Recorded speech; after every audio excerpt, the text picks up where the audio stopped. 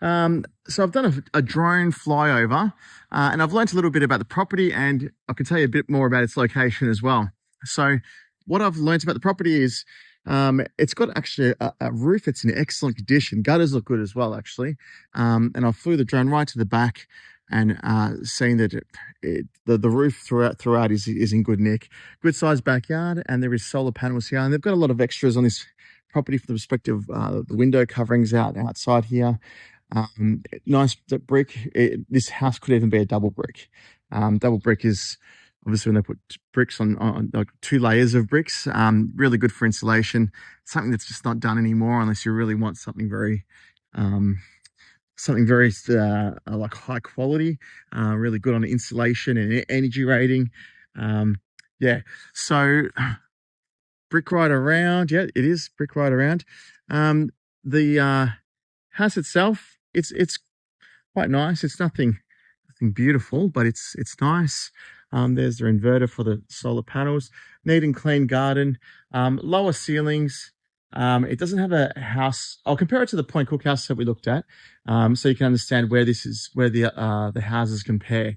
Now, this one has a smaller pitched roof. It has eaves, which is good, but it's a smaller pitched roof. This looks like a bigger block of land. The other one's got a 450, I think, and this one's quite a bit bigger because it stretches really far back. The area isn't as nice.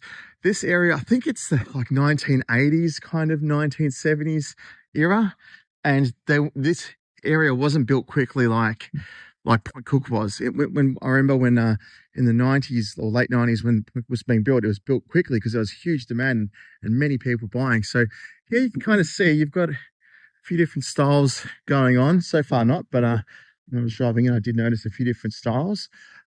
These are big blocks here. So some people have knocked down old houses. That's a 1970s house. I can just tell by the style and the pitch of the roof. So 70s and 80s is the kind of style of housing.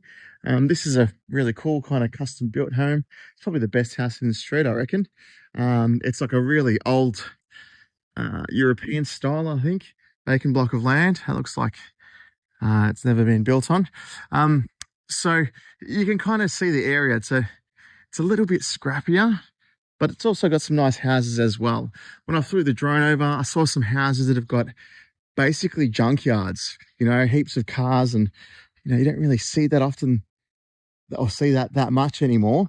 But further down the street, we did see some houses that had a lot of cars and all sorts of junk in the back. But generally speaking, it's neat and clean. This is an inch-level house here. You've got some really larger size single-story homes, but generally a lot of single-story. So that wall there that you can see at the end of the street, if I can get my camera to listen, that's the highway there. Now, highway noise, you can hear it. It's humming. It's a constant hum, but it's not that bad. You can definitely live with it. You won't hear it inside your house. You can't smell it. You can't smell the exhaust fumes. At the end of this street, which is probably only 4 or 5 houses away, you've got a really nice kind of walking track, Skeleton Creek it's called. That creek goes to, you can drive your bike to Altona Bay if you go that way, left, sorry. And if you turn right, you can go down to Point Cook Town Centre. Really nice track. It's a nice natural amenity that you have. You can also, that's the same creek that house that we looked at Point Cook just recently. It's on the same kind of creek. Now, as for the two areas, where would I prefer to buy, or where would I prefer to live, really? Definitely would be the Point Cook area. It just has more amenities with the shopping centre, schools. It's just a nice looking area. It's still got access to the same creek. Still got access to the same kind of train stations. What do you call it? The Williams Landing train station. This one's got also aircraft train stations. So it's got that extra feature. If you look on the maps here, though, this area is a little bit isolated.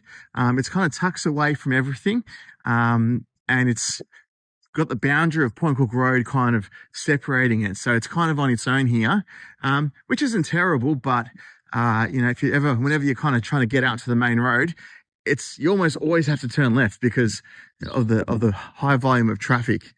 Yeah, so that's about all. I mean, the house itself, I think is quite nice, depending on price, obviously. But um, it's a nice joint. It's been looked after from the outside. They've painted the roof. They've got solar panels, so it's somebody's home. It's not an investment property, and I'm guessing they've done work on the inside as well. But if I had to choose from the two areas, for just the general kind of lifestyle, it would definitely be Point Cook.